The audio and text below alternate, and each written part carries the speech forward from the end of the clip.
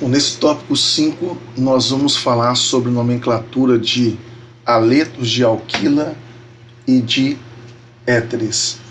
Bom, como eu já havia falado para vocês anteriormente, os aletos de alquila, eles são considerados substituintes na nomenclatura usando a regra de nomenclatura oficial, tá certo? Então nós temos tipos diferentes de aleto de alquila. Um aleto de alquila ele pode ser primário, secundário ou terciário. Vai depender em qual carbono que ele está ligado. Se o halogênio estiver ligado a um carbono primário, é um aleto de alquila primário. Se estiver ligado a um carbono secundário, é um aleto de alquila secundário. Ou poderia ser um aleto de alquila terciário, caso esteja ligado a um carbono terciário, né? Carbono terciário, porque ele está ligado a outros 3 átomos de carbono diferentes. Secundário, porque ele está ligado a outros 2 átomos de carbono diferentes. E primário, porque ele está ligado apenas a um outro átomo de carbono. Correto? Então, os halogênios, eles são então considerados substituintes da nomenclatura oficial. Mas nós apresentamos aqui 2 tipos de nomenclatura que é bastante comum para os aletos de alquila. A nomenclatura comum, que é a usual, que nós já mostramos que essas nomenclaturas usuais, elas são derivadas do nome do substituinte. Então vou apresentá-la primeiro para vocês. Nesse caso é o cloreto de metila, o nome em português. Aqui é o fluoreto de etila. Aqui é o iodeto de isopropila e aqui é o brometo de sec-butila. Esses são os nomes usuais quando você conhece o substituinte que está ligado ao halogênio. Agora, o nome utilizando a regra da IUPAC, que é o nome sistemático, ele segue então a nomenclatura de um alcano. Então, esse alcano aqui, com um carbono só, chama-se metano. Então o nome do composto é clorometano. Aqui não foi dado número para onde está o cloro, que só tem um carbono, óbvio que está ligado nele. Então o nome é clorometano, o nome desse composto. Então o cloro está sendo citado como substituinte. Aqui você tem a cadeia principal com 2 carbonos, então é etano. Então isso aqui é o fluoroetano, tá certo? Também não preciso numerar, porque só tem 2 carbonos e qualquer lugar que ele estivesse ligado, mesmo se o flúor estivesse ligado na outra extremidade, deveria ser o número 1 para ele, porque todo substituinte tem que receber o menor número. Então aqui é desnecessário o número. Já aqui é importante e fundamental colocar o número para o iodo, porque aqui, se você numerar a cadeia carbônica, 1, 2, 3. Então o iodo está no carbono 2. Então, se ele tivesse ligado na extremidade, estaria no carbono 1. Então você é obrigado a citar o número 2 para identificar que o iodo então está no carbono do meio. Então é o 2 iodo, cadeia principal 3 carbonos é o propano. E aqui também você é obrigado a numerar, numera da extremidade onde está mais próximo do bromo. Então 1, 2, 3, 4 é o 2-bromo-butano, o nome para esse composto. Então no sistema IUPAC, aletos de alquila são nomeados como se fossem alcanos substituídos. Como eu falei, eles são considerados substituintes. Nesses 4 exemplos, vai ilustrar isso para vocês. A gente começa a numerar dessa extremidade, que está mais próxima do bromo, para ele receber o número 2. 1, 2, 3 seria a outra extremidade. Ah, mas é bromo, tem que começar a numerar perto dele. Não. Aqui só está sendo começado a numerar perto do bromo, porque ele recebe o menor número, que é o número 2. Né? E aqui seria o número 3 para o metil. Somente por isso. Então, a numeração correta é a partir dessa extremidade. Então o nome do composto fica sendo 2-bromo, 5-metil, heptano. Cita os substituintes em ordem alfabética. Já aqui você tem um cloro lá na extremidade, então é o carbono 1 que você vai numerar então a partir daqui, que vai dar o menor número para os substituintes. Então 1, 2, 3, 4, 5, 6. Ah, mas aqui tem 2 substituindo a posição 2. Mas a posição é 2. A menor posição é a posição 1. Então começa a numerar daqui. Menor sequência de números, e não a soma deles. Tá? Então você cita o nome do composto citando o substituinte em ordem alfabética. 1 cloro, 5,5 dimetil, hexano. Já o composto 5, como nós vimos, a cadeia principal aqui é o próprio ciclopentano. Você ou numera a partir do etano ou do iodo.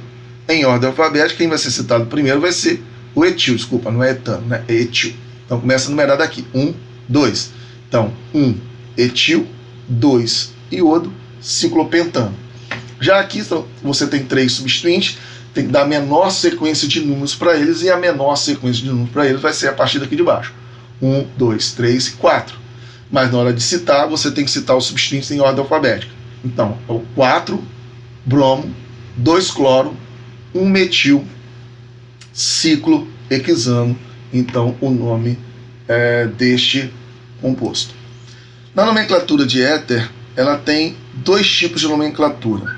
Você tem a nomenclatura comum, que é a nomenclatura usual, aonde você vai citar os 2 substituintes que estão ligados no oxigênio, mais a palavra éter ao final. Então, você tem alguns exemplos. Todos esses nomes que estão marcados de vermelho são nomes usuais, eles não seguem a regra da IUPAC, portanto, eles citam os substituintes. Então, você tem esse aqui.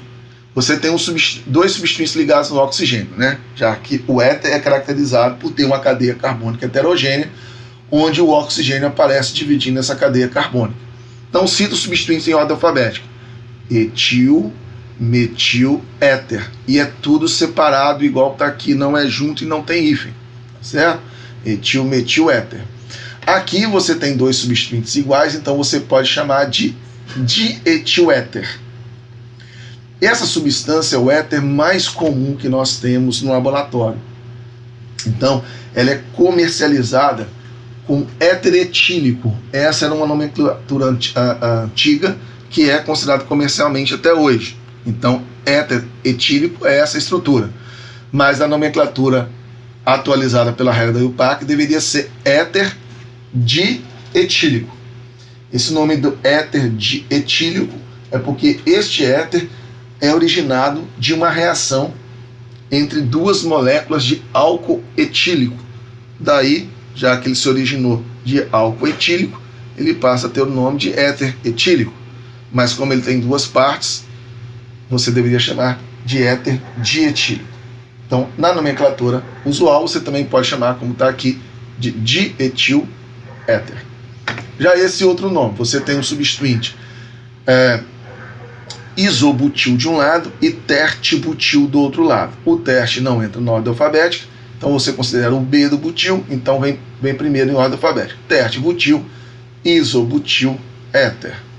E aqui você tem o isopropil e aqui você tem o sec-butil. O sec também não tem consideração na ordem alfabética, então você considera o butil, então por isso ele vem primeiro. Sec-butil, isopropil, éter. E aqui você tem o substituinte isopentil, porque ele tem 5 carbonos no total, e tem esse finalzinho aqui que caracteriza o prefixo iso, né? E do lado de cá, citando esse ciclo como se ele fosse um substituinte, ele tem 6 carbonos, então é o ciclo hexil. Lembrando que todo substituinte termina com il. Então, citando em ordem alfabética, ciclo hexil, isopentil, éter. É o nome desse composto e talvez uma das maneiras mais fáceis de dar o nome para éter, que é a nomenclatura usual. Já no sistema IUPAC, você nomeia o éter como se ele fosse um alcano. E você usa o carbono ligado ao oxigênio como se fosse um substituinte. Esses substituintes, RO, são chamados de alcoxi, né? Então o nome ficaria assim. O metil ligado no oxigênio seria chamado de metox. Etil ligado no oxigênio, etox. Isopropox, sec-butox e tertibutox. Ou seja, todos os substituintes alquilo que nós já vimos neste capítulo, se tiver um oxigênio ligado nele, ele passa a ter a terminação ox. Então vai ser um substituinte. Então a nomenclatura oficial de éter, esses grupos são considerados substituintes, como nós vamos ver nos exemplos seguintes. Então o que você numera essa cadeia? A cadeia principal é sempre o lado que tem maior número de carbonos, tá certo? Então, onde tem maior número de carbonos é aqui, então é butano, porque a nomenclatura é de um alcano, né, na cadeia principal de um éter. Então você tem esse substituinte, o oxigênio ligado no metil, que chama-se metox. Então a nomenclatura simplesmente é 2, metox, que é a posição dele na cadeia principal, butano, que é o nome do alcano da cadeia principal.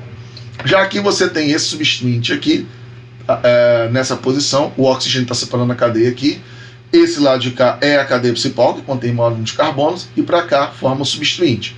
Então aqui você numera essa cadeia, 1, 2, 3, 4, 5, numera para dar menor número para substituintes, aqui seria 1 e 3, né? E cita o nome. 1, etox, que é o etil ligado no oxigênio, um etox. 3, metil, que aqui não tem oxigênio, chama-se metil normalmente. Pentano, que é a cadeia principal. Olha esse diferente aqui.